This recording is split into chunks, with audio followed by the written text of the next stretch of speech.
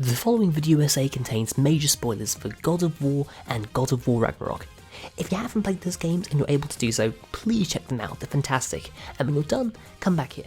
A game like God of War is incredibly rare. It's accomplished the impossible in so many different ways. It took a franchise that had fallen from its place among PlayStation royalty, one that hadn't seen a new entry in years, and single-handedly brought it back from the brink of being forgotten. It did this without sacrificing what came before though. It retained the history and legacy of the original games whilst also taking the franchise in a completely new direction. It took the hack and slash DNA of the first three games and baked that into a new combat system, one that was more focused and small scale, but just as visceral and impactful as the games that came before it. Just as it found ways to work the old into the new in its combat, God of War managed to weave the threads of the original story into a new narrative, one that took Kratos, a wrathful god hell-bent on exacting vengeance upon his enemies, and turned him into a man haunted by the ghosts of his past, one who learns to find forgiveness in fatherhood and teach his son a better way. My favourite thing about God of War though isn't how it evolves the franchise and elevates it to new heights, but how it levels up the entire game's medium, opening the door to new possibilities for video game storytelling just as The Last of Us did 10 years ago. In this video essay, I'm going to talk about how God of War and God of War Ragnarok do this by looking at what I think are the three core pillars of God of War's success. Its core combat that connects the player to Kratos and Atreus in ways that allow them to always know where the characters are in their journey, its innovative use of one-shot cinematography that makes every moment of its story tightly interconnected, and finally its willingness to dial back the spectacle and let the small moments of the story take centre stage, giving its characters depth and nuance in ways that words can't. God of War's combat gameplay is great. It's fast-paced, furious, and very, very brutal, but what makes it unique is the fact that the player shares his combat experience with a part AI, part player-controlled character, Kratos' son Atreus. I know that partner AIs don't have the best reputation in gaming, as they can either be completely useless or a presence that harms the gameplay experience more than they help it, but the partnership between Kratos and Atreus in God of War's combat is what makes it as good as it is. This partnership gives every battle a unique back and forth rhythm between Kratos and Atreus, but crucially, this rhythm evolves just as the relationship between Kratos and Atreus evolves in the story, meaning that every combat encounter gives the player a unique insight into Kratos and Atreus' growth as father and son, as they can feel it in the flow of the fight. Kratos and Atreus' relationship changes a lot throughout the game, but to demonstrate this point, I'm going to look at the three biggest moments of change and show how the gameplay perfectly mirrors these changes. At the beginning of God of War, there's a lot of distance between Kratos and Atreus. There's an unease and unfamiliarity to their early interactions, and you get a sense early on that despite being father and son, Kratos and Atreus are strangers to each other. There's no warmth or understanding here, and the gameplay reflects that perfectly. When you enter your first few combat encounters, you'll be doing most of the work as Kratos. Atreus will be with you, but he's not taking any independent actions of his own. He'll stay back at a safe distance and shoot a few arrows when you give him the command to do so, and that's the extent of what he'll do. Essentially, these battles feel more like Kratos with Atreus rather than Kratos and Atreus, and this exactly matches where Kratos and Atreus are in their relationship at this point in the story. These two might have embarked on the same journey together, but they haven't done so as a team, and you can feel that as you try to connect them in combat. As the story progresses though, Kratos and Atreus slowly start to connect. They explore the realms together, take on unexpected challenges, make new friends, and gradually start to understand each other. The distance between them starts to close, and the gameplay reflects this too. Atreus starts to become more autonomous, more confident, and he starts acting independently of you during battle. These actions don't interrupt the flow of the fight though, they actually complement what you do as Kratos. For example, Atreus might rush an enemy and attack them to create an opening for you to exploit, or he might stop an attack you didn't see coming. The Atreus combat AI slowly develops along with his character in the story and his connection to Kratos, giving the player a tangible understanding of how Kratos and Atreus are slowly becoming a team. As the story continues, the relationship between Kratos and Atreus slowly starts to splinter. When Kratos finally tells Atreus the truth of what he is, the rift between them comes as close as it ever has to finally closing. But before the two characters can truly connect and become a cohesive team, Atreus lets his new knowledge of his godhood get to his head and slowly corrupt him. He starts to slip away from his father and himself, and he becomes someone very different. He's arrogant, entitled, and convinced that he's above the concerns of the mortal creatures around him, and Kratos struggles to bring Atreus back to his senses. Their connection's starting to break, and the gameplay experience adapts to this negative change with one of its own. Where Atreus once acted on his own with the purpose of supporting the player in combat as Kratos, he now does so just for the sake of fighting wildly. If you try to manually command him and the AI has a different idea of how to approach a combat situation, Atreus will ignore your command and follow his own lead. Atreus is becoming a different person in respect to Kratos, and he's becoming a different partner in respect to you, and I think that's brilliant. The rift between Kratos and Atreus has opened wider than ever, and you struggle with that in your gameplay experience just as the characters do in the story. After Atreus' arrogance leads to both him and Kratos getting stranded in Helheim, Atreus receives a much needed wake-up call, and Kratos is finally able to get through to him. This is what makes Atreus snap out of it, and he rejects the dark path he's chosen once and for all. This is a massive moment for Kratos and Atreus. It's one in which the two can finally move past the barrier that's kept them from truly connecting to each other. Kratos no longer has to fear the possibility of Atreus losing himself to his godhood, and Atreus has finally found his footing in a middle ground between being mortal and being a god, as he's seen for himself what happens when one part of him isn't tempered by the other. Now that Kratos and Atreus have moved past the largest hurdle in their relationship, their bond starts to heal, and later it grows stronger than it's ever been before. The player soon starts to feel that for themselves in gameplay. Kratos and Atreus fight in almost perfect synergy now, like two notes in the same song. Everything you do as Kratos is perfectly complemented by Atreus. Every axe strike has an arrow perfectly positioned and ready to fire, and every moment you take to stay back and plan your next move is one in which Atreus takes action and steps forward. God of War's combat experience brings together the player and their AI ally in a partnership that's, at first, far from perfect, but by the end of the game, they work together in easy and effortless combination as a true team, just as Kratos and Atreus learn to do on their journey. It's this tight alignment of gameplay experience and narrative that makes God of War's combat experience a cut above the rest. Whilst God of War does a great job at finding new ways to tell its story through its gameplay, it just as brilliantly tells its story visually in its cutscenes, in large part due to its use of one-shot cinematography. If you're familiar with either of the new God of War games, you probably know that, from beginning to end, the entirety of the story is captured in one continuous camera shot. The shot never cuts.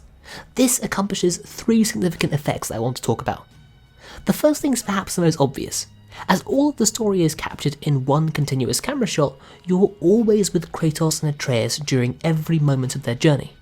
Wherever Kratos and Atreus go, the camera's always right behind them, following them like it's an invisible third member of the cast. As a result of that, nothing in the story happens off screen, and your perspective never shifts to that of a different character. From the moment the player starts the game all the way till the climactic finale, the player shares in every moment of Kratos and Atreus' journey, giving them a level of investment in the story that's entirely unique. The second thing is that the one-shot cinematography creates a unique bridge between gameplay and cutscenes. The game's medium is both an active and passive art form.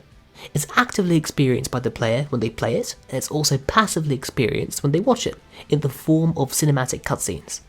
In the early days of gaming, the move from gameplay to cutscenes wasn't always the most elegant transition, but as the industry has continued to evolve, the gap between gameplay and cutscenes has slowly started to close, with the visual disparity between the two becoming almost non-existent. Whilst the gap's been closed as far as visual consistency is concerned though, gameplay and cutscenes are still two separate parts of the story experience. This isn't the worst thing in the world, sure, but I do think there are times where somewhere in that transition between gameplay and cutscenes, a player can lose their immersion, and the flow of the story can come to an awkward stop. God of War, though, is entirely without this problem. In both God of War and Ragnarok, the same continuous camera shot frames both its gameplay and its cutscenes, meaning that it never has to cut between the two sections. It's always able to, with one smooth camera move, flow into its cutscenes directly from its gameplay, and vice versa, in a transition that's as fast as it is seamless. This is impressive in a technical sense, but what I love about it is how well it serves the story. Across both games, there are plenty of examples of gameplay and cutscenes being used in perfect combination to tell the story, but one particular instance I want to focus on is in God of War Ragnarok, during the reunion between Kratos and Atreus outside the Yggdrasil house. There's so much about this sequence that I love, but my favourite thing about it is how quickly and easily it shifts from being loud and chaotic to quiet and emotional. The sequence starts with Atreus making his journey home, only to discover that it's under attack by all manner of interdimensional threats. He leaps into the fray to help his family, and the players immediately launched into the throes of combat. A lot is happening here. You're taking on as many of these enemies as you can whilst you buy Freya time, and in the middle of all of this chaos, Atreus is having a panicked and frenzied reunion with his friends. Atreus is then ambushed by a Hellwalker, tackling him out of gameplay and into a cutscene in which he's in great danger, until he's saved by a spear thrown by Kratos. For the briefest of moments, we get to see father and son reunite, but Kratos quickly brings Atreus and the player's attention back to the fight, and the player immediately returns to gameplay now as Kratos. The easy switch from gameplay to gameplay carries the momentum of the frenzy from before right into the next phase of the fight, all the way until a blinding flash of light banishes the enemy and blasts Kratos to the ground, bringing the fight and the gameplay instantly to a close.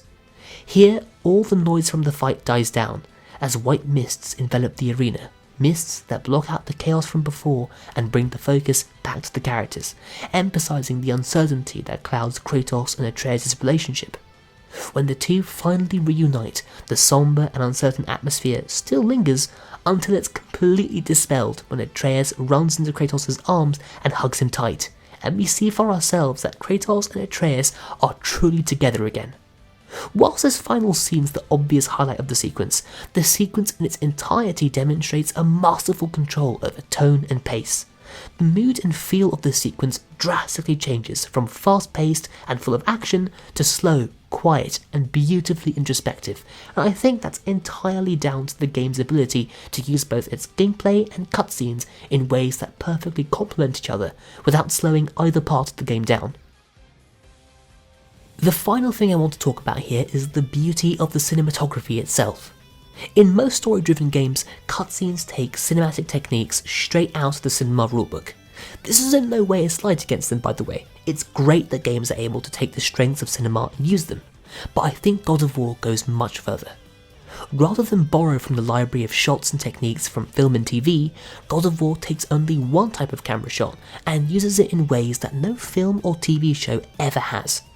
It takes the oneer, a type of shot that's typically reserved for one type of use, and uses it in thousands of different ways to tell the story of God of War, redefining it as a narrative tool that no film or TV show has ever known.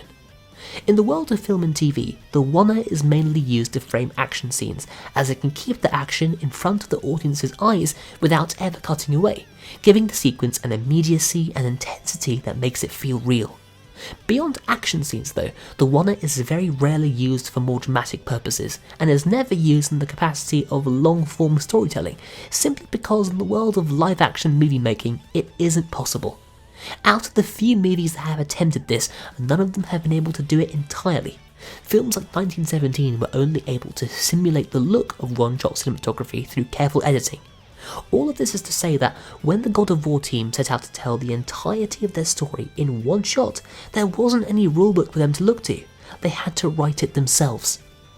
In both God of War and Ragnarok, the one-shot cinematography isn't merely a collection of borrowed pieces of visual language from another medium, it's a visual language that's all its own. There are many, many moments across both games in which the cinematography absolutely shines, whether it's being used to frame the largest of spectacles or the smallest of character moments, but one particular sequence I think's absolutely brilliant is when Kratos and Atreus come face to face with Thor and Odin. There's a lot in this scene that makes it feel threateningly tight and tense, from its dialogue to its special effects work, but in my opinion, the absolute star here is the one-shot cinematography. In this sequence, the conversation between Kratos, Thor and Odin is one that's also a battle for control, and the camera's movement throughout the scene tells us who currently has it, and at the end, it makes it clear who's won it. The sequence starts with Kratos and Atreus awaking to the sound of lightning.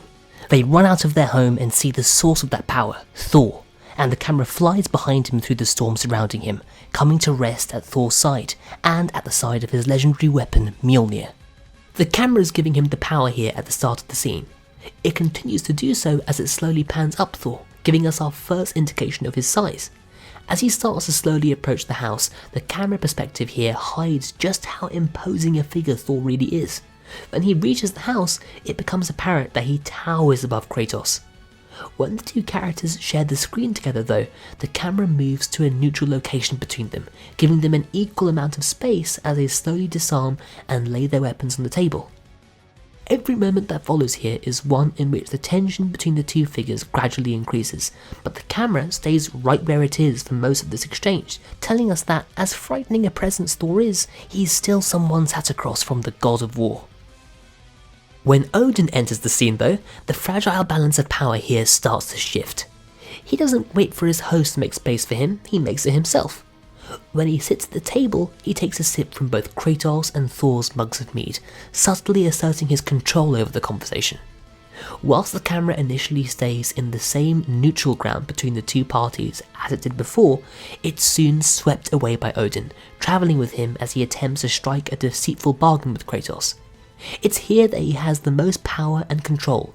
The camera's attention is entirely on him, almost to the exclusion of the others.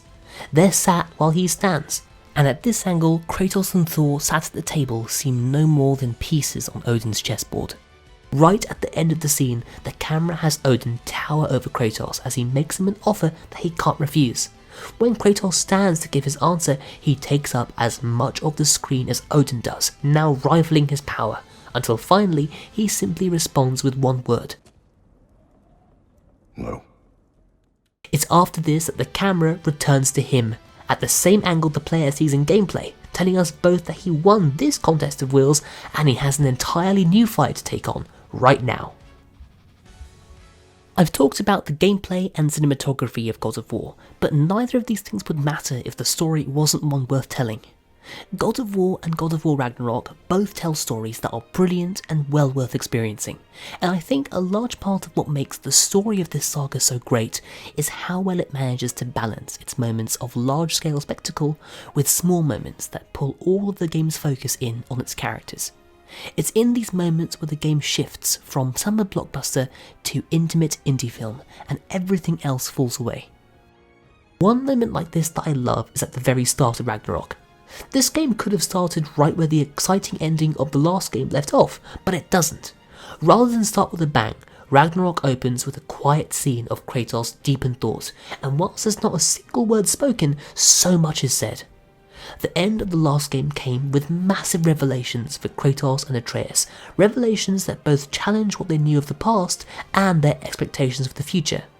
They learned that every step of their journey was foreseen by the giants, and that Faye knew of this prophecy as she was a giant herself. Kratos separately discovered that the giants also foresaw a mysterious death awaiting him in the future, and on top of all of that, they learned that Atreus' name in the giant prophecy was Loki, a name loaded with implications that neither Kratos nor Atreus understand. Needless to say, there's a lot here for the two characters to process, especially Kratos. Ragnarok could have easily opened with a long, dialogue-heavy scene of Kratos struggling with all that he learned, but it doesn't. It instead addresses all of Kratos' uncertainty in one small scene, one in which Christopher Judge's performance speaks volumes without a single word of dialogue. When we see Kratos, we see him look at the pouch that contained Faye's ashes with a weight in his eyes. He tenderly strokes it as he holds it in his hands, but from the hesitant way his hand moves towards it, it seems like he's struggling. Like the weight of what he learned about Faye and his and Atreus' fate is an invisible barrier between him and his memories of her. We soon see Kratos come out of his contemplation, as he collects himself and begins to craft arrows, an action that tells us that no matter how uncertain he is about what awaits him and Atreus, he knows one thing: he'll do everything he can to prepare Atreus for whatever fate they'll meet together. I think this opening's great. It tells us so much about where Kratos is at the start of the story, but it does that in a quiet, small scene that speaks loudly without words. There's another sequence that I really like that happens much later, and that's the series of scenes devoted to the creation of the Draupnir spear. As Kratos and Brok make their journey towards the lady to build a weapon designed to kill a god, Brok demonstrates a type of magic that neither Kratos nor Mimir have ever seen. To explain what he just did, Brok tells them that dwarf magic's all about understanding the nature of a thing, not the form of a thing. This theme's explored in the scenes to follow, scenes that give both Kratos and Brok character moments that are powerfully optimistic, at a time in the story when that's needed most. When the lady extracts Kratos' godblood to finish building the weapon, she first sees in it the symbol of the god of war. The lady waits, and soon a different symbol reveals itself, the symbol of the Spartans, and she infuses that into the weapon to complete it. It's a small moment, but it's exactly what Brok spoke about earlier. What the lady first saw was the form of Kratos, the god of war, the monster that Kratos has been told time and time again that he'll never escape, but it later changes into the nature of Kratos, the symbol of the Spartans, proof that Kratos' past, however vast and destructive, does not define him. The weapon that's forged is a spear, the weapon of the Spartans and a symbol of the nature of Kratos, and it's a powerful rejection of the dark form from Kratos' past. The nature versus form theme has one final payoff here, when Brok learns the truth about himself. Brok tries to get the lady to bestow upon the weapon her blacksmith's blessing, as it's something that all weapons she forges must receive, but his efforts to talk to her all fail. It's this that allows Mimir to piece together a part of Brok's past that was hidden from him. He died, and when he was brought back to life, a part of his soul didn't come back with him, making him someone the lady can't communicate with. He's left feeling hurt, both by Sindri's betrayal and the painful truth of his incomplete existence, but in a rare show of compassion, it's Kratos who helps him find himself again. He asks Brok for his own blacksmith's blessing, a request that he scoffs at, as he doesn't believe that a blessing from him would matter, but Kratos reiterates Brok's earlier words to him. It is the nature of a thing that matters, not its form. It's this that helps Brok regain his confidence and sense of identity, and he gives the weapon a blessing that only the greatest of blacksmiths could give. And with that, the two emerge from the chamber with a weapon and a will strong enough to challenge fate. This sequence is a fantastic demonstration of the balance that makes this story as good as it is. It starts by slowly building towards a big moment of spectacle and excitement, and then it finds in that moment a unique opportunity to show us something new in both Kratos and Brok, expanding on both characters in ways that are entirely unexpected. There's one final scene I want to talk about here, and it might just be my favourite of them all, and that's the scene where Kratos retrieves the Blades of Chaos. In all the time we've spent with the new Kratos, the shadow of his past has always followed him, and here that shadow is confronted at last, in a scene that stands out as one of the greatest in not only this franchise, but all of gaming. Kratos discovers that the only path to saving Atreus is one that he must cut through Helheim, and to do that, he needs to uncover something he thought buried forever. As he makes his journey home, a storm rages beneath the crimson sky, one that scatters ash across the realm. It's like the world itself is being invaded by the horrors of Kratos' past. When he finally returns home, he uncovers his greatest secret, the Blades of Chaos, the legendary weapons that built the legend of the God of War, but also the chains that bound him to the gods, the symbol of his servitude. He touches the blades like he's trying to remember their power and their history, and this brief moment of contact with them and all they represent makes Kratos' hands tremble. He fights through that fear though, for Atreus, and begins to bind himself to his old blades once more. Athena appears and tries to tear down his new life, but Kratos takes away her power over him by agreeing with her. He tells her that he knows he'll always be a monster, but not hers. He steps out of the house as the God of War once more, but this time to save his family, rather than avenge them. This scene is an absolute triumph in so many ways. It takes the original God of War story and brilliantly recontextualizes it, making Kratos' past as a bloody and brutal destroyer his greatest challenge, a burden that he has to live with as he tries to walk a better path. It's this struggle that reveals a depth to Kratos that we've never seen before, one that reveals Kratos' humanity, something that was always there in the past but obscured by the battles of mythic proportions and gory god fights that defined the original games. This scene not only brought back the franchise's history in a thoughtful and artful way, but brilliantly integrated it into a new story, one that grounds the God of War and makes him someone we can truly connect to. It's scenes like these that elevate God of War's story, as they brilliantly demonstrate the power of putting characters first and spectacle second, and give the story a level of authenticity and humanity that I don't think any other games can truly claim. Before I bring this video to an end, I want to make one thing clear. I'm not saying that by breaking down God of War I'm trying to reveal some secret universal formula that all future games should follow to tell their stories. My aim here is to hopefully show that God of War's greatest strength, the thing that pushes it so far beyond other games, is its commitment to going further beyond the norms of video game storytelling. It takes combat and directly links it to story in ways that few games ever have. It approaches its cutscenes with a degree of innovation that no games ever come close to, creating a new visual language with cinematography that's entirely unique, and completely changes the relationship between cutscenes and gameplay by breaking down the barrier between them. Above all of this, it takes its story and characters seriously, thinking about what best serves the story as much as they do what will be most fun for the player. God of War sets a new standard for games, not because it follows a specific formula for success, but because it dares to try something new wherever it can. And that's what I think all games should try to do. God of War's opened a door to a new future for storytelling in games, and I think it's time that other studios step through it. Thank you so much for watching. It's been a long time since my last video, and I'm very sorry for the massive wait, but I hope you enjoyed this video. If you did, please leave a like and feel free to leave any comments about your thoughts on the video or anything I can do differently, or any ideas about what I could do in the future. If you haven't done so already, please consider subscribing for more videos like this, and please hit that bell icon so you know exactly when they're out. Thanks again for watching, and I'll see you all in the next one.